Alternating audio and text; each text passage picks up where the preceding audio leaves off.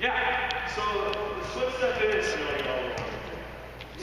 when I'm shuffling back, instead of getting here and passing back here, because when I do that, now I'm really unbalanced. And when my hips go like this, my platform moves too. So when I split, I want to really make sure I'm here in balance, and then everything goes back in the target there. So let's have Maddie demonstrate that once too, so you can see it again live speed. She just really works for posture, and then she gets both feet there, and a lot of, because you'll see a lot of girls that when they're moving backwards, they'll try and muscle the ball here versus getting in posture, working with her legs and her hands at the same time, and getting that ball back to target.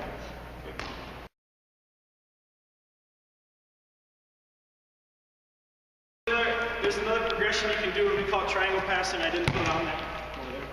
That we do every day at Stillwater, and we're getting groups of 3 and we'll do the exact same ball control there. But now we have a person tossing, so they're working on warming up their arm, they're working on getting their posture, both arms up. Yep. So she's starting in wrong position, she's actually tossing. And we do that progression. So it's the same thing, you guys can use that as well.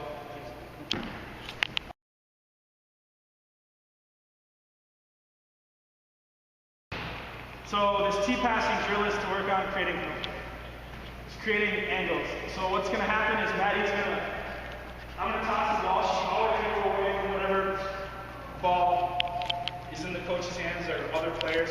She's going to put a platform up. And what we want her to do is we want her to keep her platform facing the person tossing, and she's just going to drop that shoulder in here and then punch towards the target. And what we don't want to see her do is we don't want to see her, face the target and pass, because when we do that in serve receive, if I'm over here and I'm passing, I don't want to do this, because sometimes that ball, you see that too often where kids will turn to try to pass here, and that ball's going to ricochet out here. What we do is we fight posture, we hold facing here, and then we just create that angle. So what that does is that just eliminates us from, just creates the angle so that it goes back to target, so we have less room for error.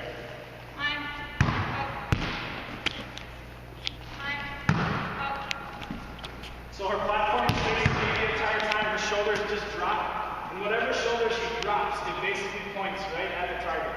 So my front shoulder bone right here basically is facing forward, and it's pointing right wherever she wants it to go.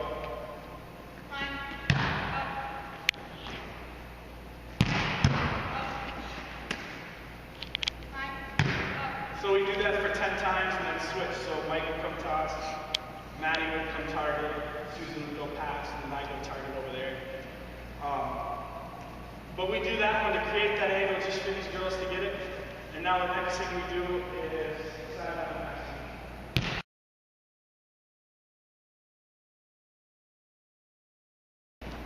So what we do here is we work on getting these girls to get their feet to the ball and create that angle. So these girls are going to start on the sideline. I want to toss them about 5-6 feet in.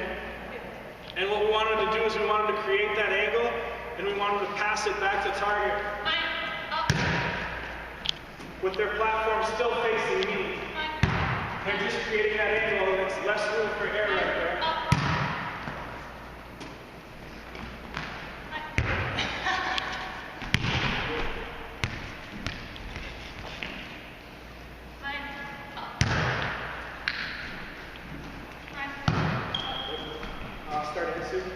The next thing we do is we work them outside. One more second. We work them outside to the outside of the court. And the reason we do that is because this is the hardest one to pass. So what kids like to do is they like to stick their arms out and pass here and then really try and pull the ball back in, or they'll pass and they'll move to the outside here. What we want them to do is we want them to work hard, beat the ball to the outside, and shift their weight back in. So what I tell our girls is, if this is the ball, I almost want to get to the outside of it here and shift my weight back in so that when I actually pass it, it's in the center of my body. That's it. Fine. Up. Fine. Up.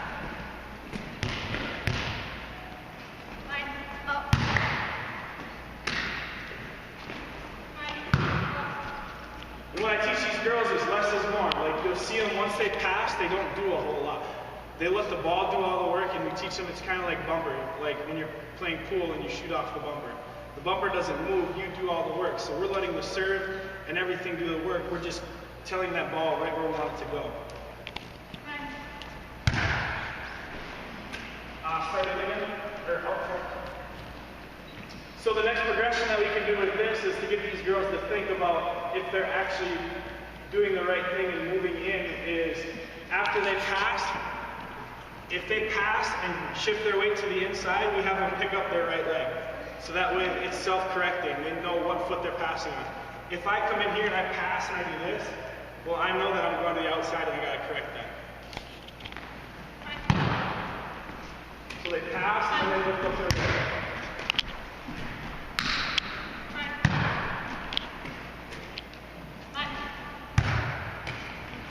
Go on, Seth.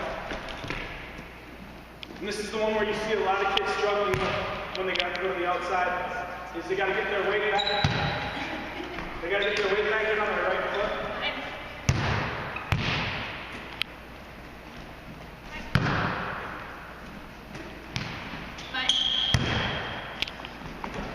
And we do the same thing on the other side, coming from zone 1.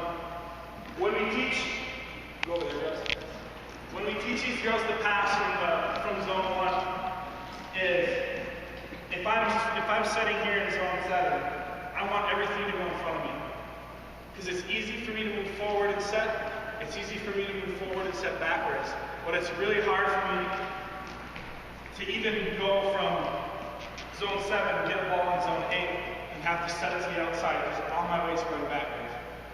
So we want them to err in the middle of the court. If they can get it right on my head, perfect. But if they can't, we want them to set more in 5 or 6 right here so they're moving forward. Because I can always move forward here and then set backwards. It's really, really hard for me to go backwards and set 30 feet across the net.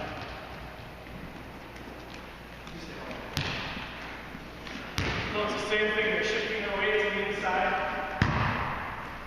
making sure they're leaning in height.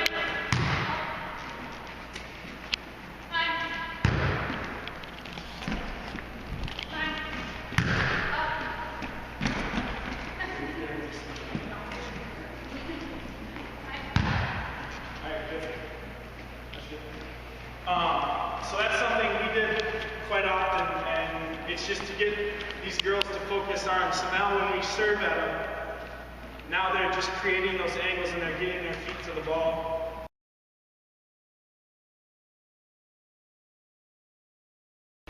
The next one is the 3-ball serving and passing. I'm not going to really demonstrate that because, actually come over here. So what happens is we split the team. If we have a team of 9, we split them in half, 5 over here, 4 over there. We'll have 3 people passing over there, 3 people passing over here, 1 person serving, 2 people serving. Come over here, pass. If we're passing, say I pass 2 balls, Maddie passes 1, we rotate on the 3rd ball. Okay? On the 3rd ball, we rotate again. And on the 3rd ball, so after 9 total balls, now we become, if we have 5 rows, one of these guys will stay, I'll go serve, someone will go target and stuff like that. But we want them to rotate so that they get passing in each position. Whether they pass or not, that's fine because they're going to eventually get into those passing lanes. And they're eventually going to be able to pass a bunch of balls. We do this for like 10, 15 minutes. And then just get them reps. That's why we do 9 versus having them in there for a amount of time because she can be in here for 5 minutes and get 4 balls. But if we just do 9, they keep rotating.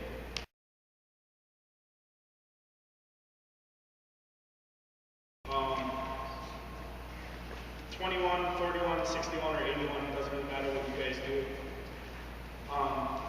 We did 81 with these guys at the high school. We did 61 with our club team, and then I did 21 with my 14-year-olds at M1 too. What happens is there's 3 passes on the court.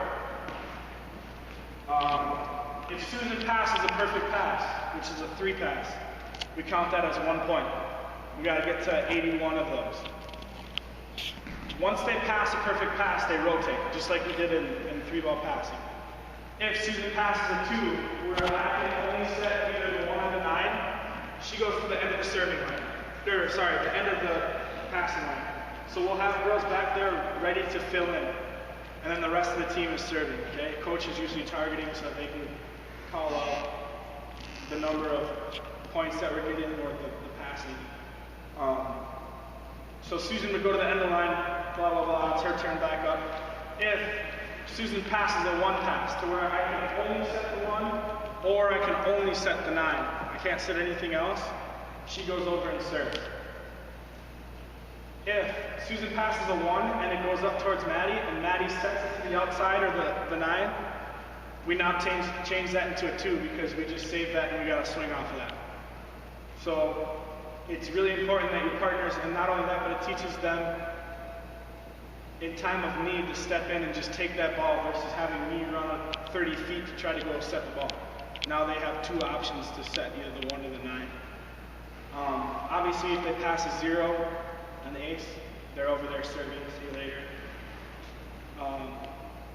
We did that quite a bit, and it just gets girls to focus in. We would do it for time, and we'd also do it for until they got to 81 sometimes. So you can either say 20 minutes, you got to get to 81. Otherwise, we're just going to keep working and see how many times or how many points we can get to in that 20 minutes. And then next time you do it, say, let's try and beat that. Next time we do that, try and beat that. Or you can come into practice in mind saying, we're passing until we get 81 perfect passes.